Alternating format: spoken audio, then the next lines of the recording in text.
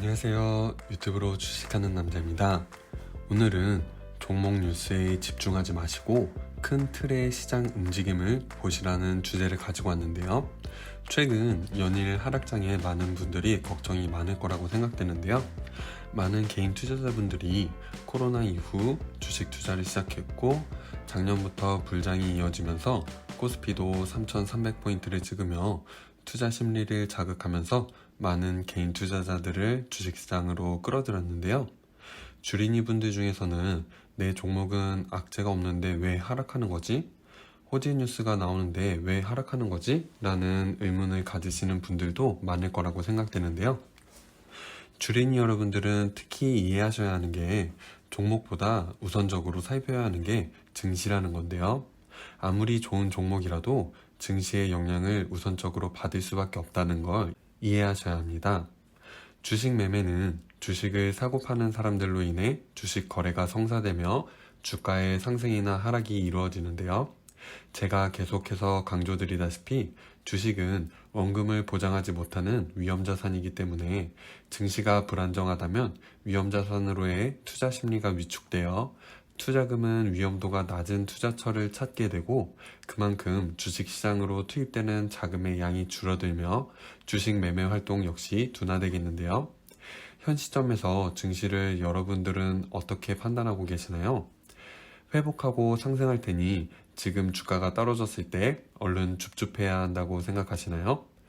만약 그렇게 생각하신다면 지금 여러분이 줍줍해야 한다고 생각하는 객관적인 근거를 얼마나 가지고 있는지 먼저 생각해 보시고 객관적인 근거가 없는 반등에 베팅하는 것이 근자감은 아닌지 다시 한번 생각해 보시면 좋을 것 같은데요. 제가 이렇게 이야기하는 이유는 모든 뉴스와 지표들이 지금의 불안한 장을 어느 정도 설명해 주고 있기 때문인데요. 무엇보다도 인플레이션과 테이퍼링에 대한 우려를 들 수 있는데 바이러스 이후 주식시장에 자금이 몰려들게 된 가장 큰 이유 중에 하나가 바이러스로 인한 양적 완화 정책으로 시장에 돈을 뿌리면서 금리가 하락하고 화폐 가치가 하락하면서 위험자산으로의 투자 심리가 높아진 부분을 들 수 있겠는데요.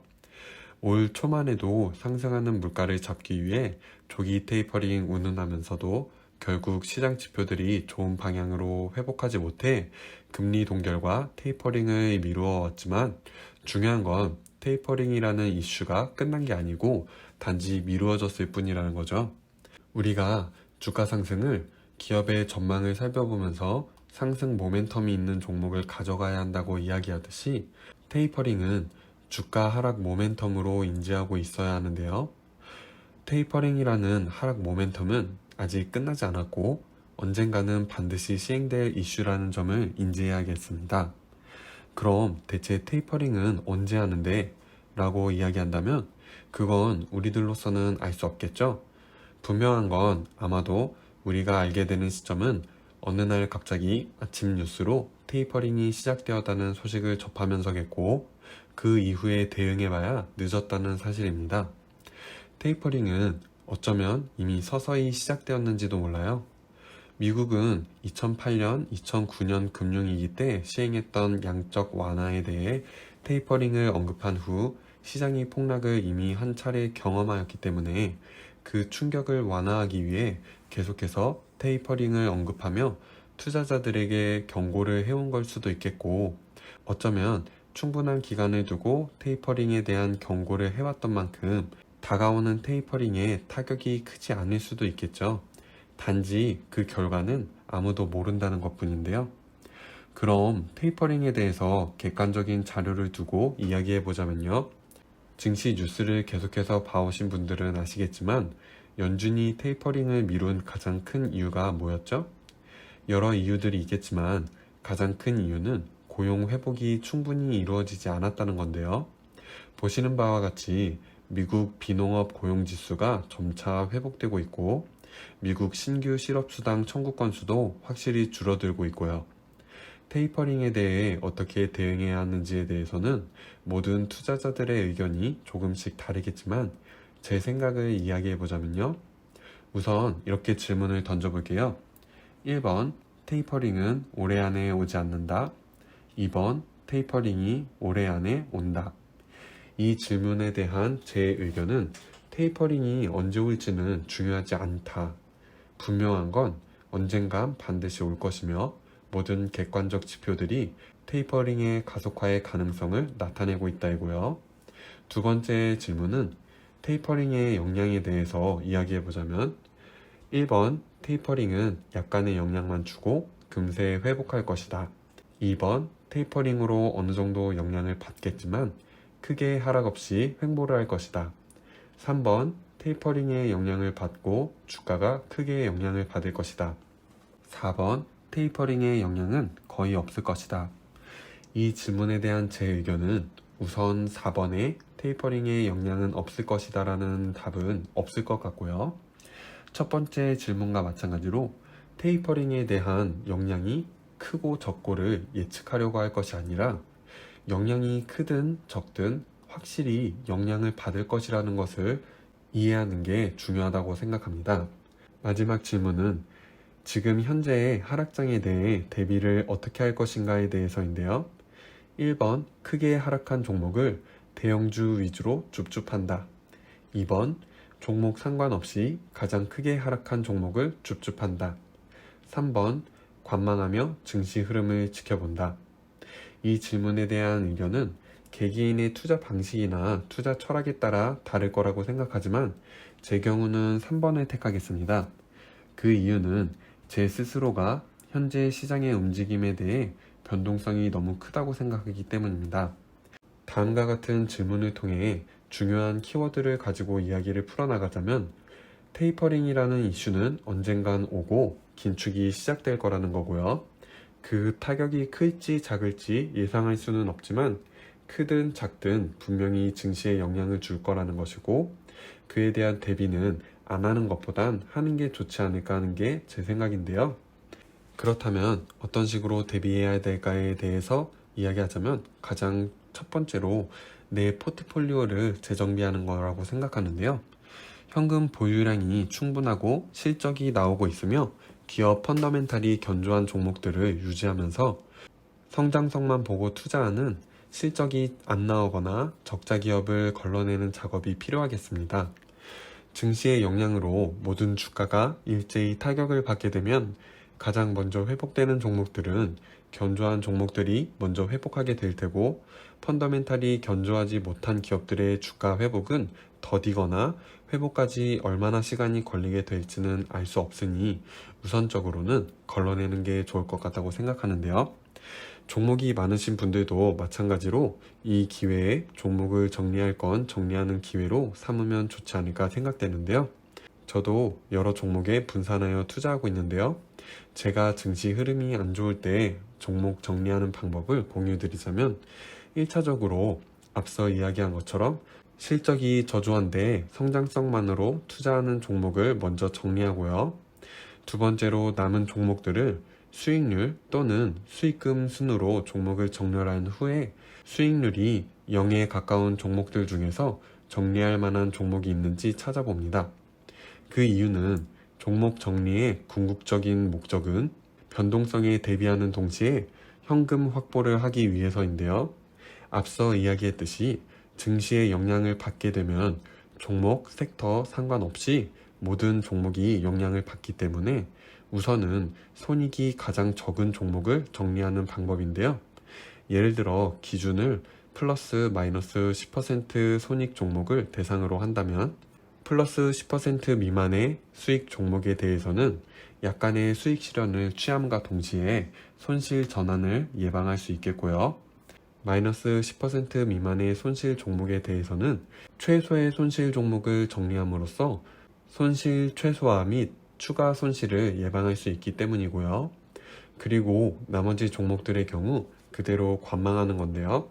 손실이 큰 종목을 정리하지 않는 이유는 이미 큰 손실이라 존버 중이라면 굳이 손절하기보다는 추가 하락의 경우 그때 가서 추가 매수를 하는 편이 평단가를 크게 낮출 수 있는 좋은 기회이기 때문입니다.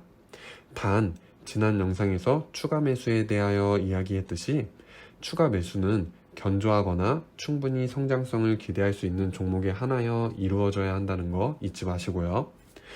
그리고 크게 수익이 난 종목의 경우 하락 대비하여 익절하는 방법도 있겠지만 우리가 앞서 이야기했듯이 변동성은 예측할 수 없는 부분으로 하락할 수도 있지만 하락하지 않을 가능성도 같이 생각되어야 되는 부분으로 지금 좋은 수익률을 내고 있는 종목은 회복할 때 다른 종목보다 더 큰 힘으로 회복할 수 있을 가능성이 높다는 부분과 설령 내 계좌 모든 종목이 하락하더라도 전체 손익의 감소가 적게 보일 수 있는 부분으로 멘탈 관리용으로도 좋을 수 있기 때문에 제 경우 계좌에서 삼성전자, 네이버, 카카오는 부분 익절을 하면서도 멘탈 관리용으로 항상 적정량의 수익을 가져가며 유지하고 있습니다. 그리고 앞서 정리해둔 현금화해둔 현금 자금은 다시금 증시가 안정되었을 때 그때 가서 다시 포트폴리오를 점검하면서 좋은 종목의 추가 매수를 검토하면 좋겠죠? 이 방법은 어디까지나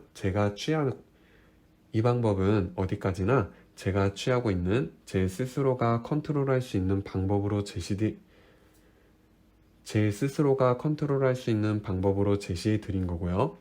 여러분 모두 개개인이 가장 합리적으로 생각하는 납득할 수 있는 방법으로 포트폴리오를 조정해 나가면 좋을 것 같습니다. 참고로 저는 하락론자도 아니고 주식 투자를 긍정적으로